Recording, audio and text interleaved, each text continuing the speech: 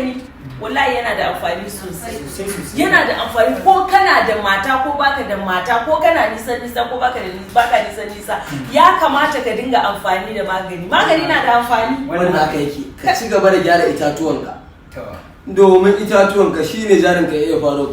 Wanne ne ko itatuwanka shine jarinka?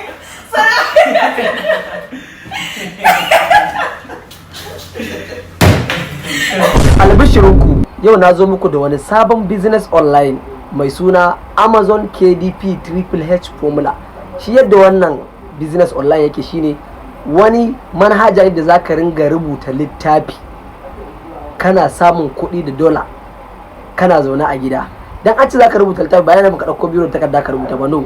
A cikin wannan manhaja akwai wani robot da ake kiransa da AI, wannan shine zai ringa rubuta maka littafin da kake da bukata kuma ka ɗora a cikin wannan manhaja ka dinga siyarwa. Sannan kuma duk a cikin wannan manhaja idan kai rubuta littafin ka, kai kawai aikin ka ka faɗi title din sunan littafin ka da abin da littafin ya kunsa, shi kuma wannan robot mai suna IA shine zai tsara rubuta maka littafin ka ka ɗauka ka ɗora a cikin wannan manhaja, a saka a kasuwannin duniya, a siya, a tura maka kuɗin ka ta cikin wallet din Amazon KDP Triple H Formula. Sannan kuma za a koya maka yadda za ka buɗe dollar account, saboda in dollar suke biya.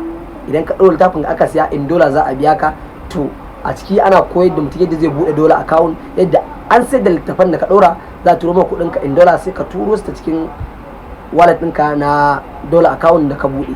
Kai ba zan cika ko da surutu ba, ka duk wanda ke da buƙatar ya shiga group ɗin yadda za a koya maka wannan business online mai suna Amazon KDP, ga number waya na aji. Kawai ka ɗauka kai magana ka ce ka zo a koya maka business online wato Amazon KDP cikin sauki. Za a ɗauke ka saka a group a ringa koya maka shi daki. Kada ku manta fa, ni fa yanzu kullum burina na ga mun gudu tare mun tsira tare. A ci gaba da yin following, ga mutane guda 15 na tagin ɗinsu, ka je ka following ɗinsu gaba ɗaya, ka zo comment section kai mana comment da don, ka zaɓi mutane kamar guda 5 a comment section, kai following ɗinsu, kai liking comment ɗinsu, za su zo su yi following ɗinka, su ma waɗannan zo su yi following ɗinka. So muke mu haɗu mu haɗe mu gudu tare mu tsira tare. Kada ku manta ku ringa yi mana share ɗin bidiyon domin ya je inda ake da bukata. Na gode.